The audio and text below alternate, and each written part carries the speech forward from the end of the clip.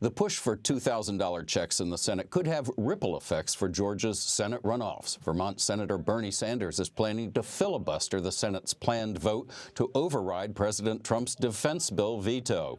Unless Senate Majority Leader Mitch McConnell brings the increased direct payments up for a vote.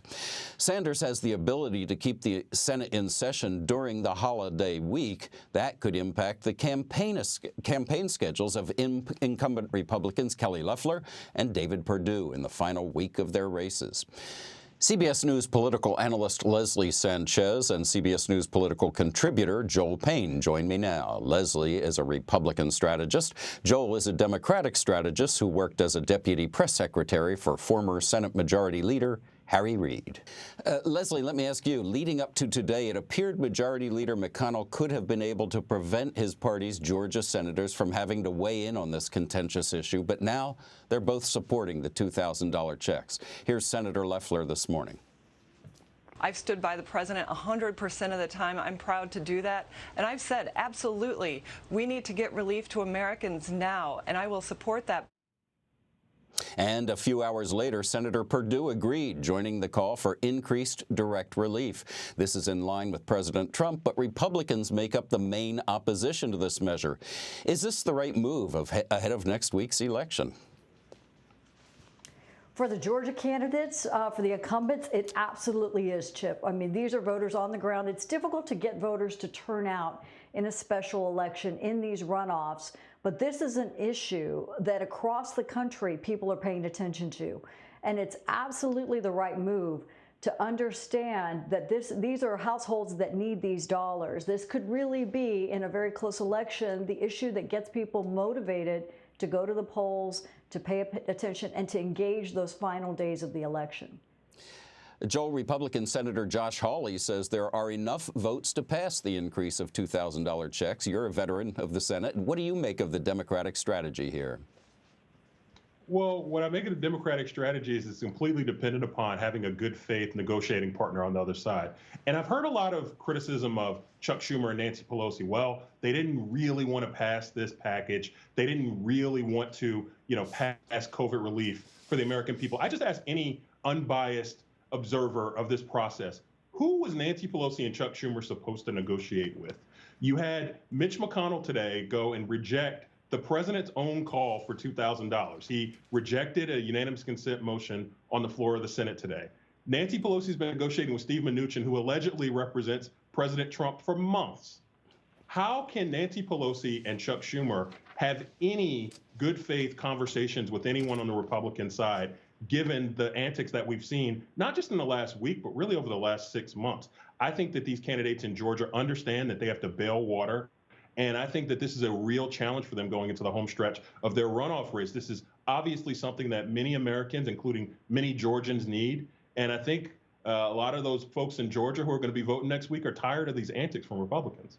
Joel, a follow-up. Democrats have a chance to win control of the White House and both chambers of Congress for the first time since the beginning of the Obama administration. So how important is this election to achieving President-elect Biden's goals for the country? And what would happen if he doesn't get the control of the Senate?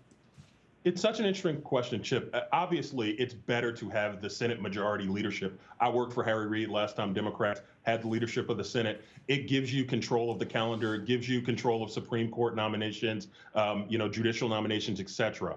But it does not fundamentally change the type of governing scenario we're going to be in, whether it's 50-50 or 51-49 or 51-49 the other direction.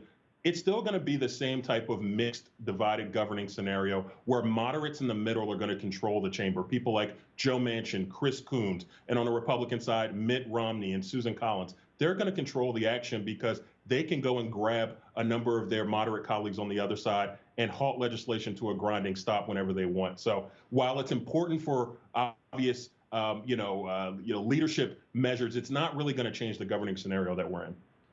Leslie, Joe Biden has repeatedly said that even if Republicans keep the Senate, they'll be ready to work with him on major issues. Last week, he told a group of political columnists, quote, Republicans are beginning to realize that there is a center that has to be responded to. Is that what you're seeing from Republicans? That'd be a really good message for him to say to his own party. I think there's many on the Republican side who feel that divided government, many Americans feel divided government is a responsible government. They don't want to see one party kind of have all the control, and they're very concerned about that. With respect to Biden administration working with Congress, there are many measures I think they're going to have an agreement on. Infrastructure, which is something that President Trump has talked about. I do expect to see an increase in some of these payments supporting small businesses, supporting the states, in a lot of different municipalities. You're going to see an increase in that, and there will be a lot of Republicans who want to get into the details. They don't want to just have these blank checks. So responsible government is where Republicans are going to fall, and there's going to be a tremendous amount of pressure to also hold the Biden administration accountable, not only on spending, but kind of some of these extensive agenda items that he may want to move forward with. But that's the balance I think Americans are looking for. Let me ask both of you, what's going to happen in this election and how confident are you? Well, I'll start. Leslie's going to do better than me, obviously, with this prognosticating. Look, I think this is going to be super close. Democrats on the ground there understand that runoffs in states like Georgia, they favor Republicans. So it's going to take a massive turnout operation by Warnock and Ossoff to get it done. I think right now, Republicans have to stop allowing themselves to be their own worst enemies. They keep shooting themselves in the foot with issues like the stimulus issue. And I think if you see that become the central issue of the runoff, I think Democrats have a really good chance. Leslie? I think a lot of voters are tired of the, $500 million in commercial ads and on-air ads that they've seen in this campaign. They're ready for it to be over. Feeling very strong about the quality and the campaigns of the incumbents of the Republicans. And you also have initiatives like the Libre Initiative, which has gone out and reached 250,000 Latino voters in some of those swing counties that have changed demographically. So expect some turnout there that you wouldn't traditionally see in a runoff. And I think that may also be a tipping point in this case that will continue to favor and bolster the Republicans. Are Republicans going to win both races, or yes, no, or maybe? I'll say yes. Leslie Sanchez and Joel Payne, thank you very much. All right. Let's be positive.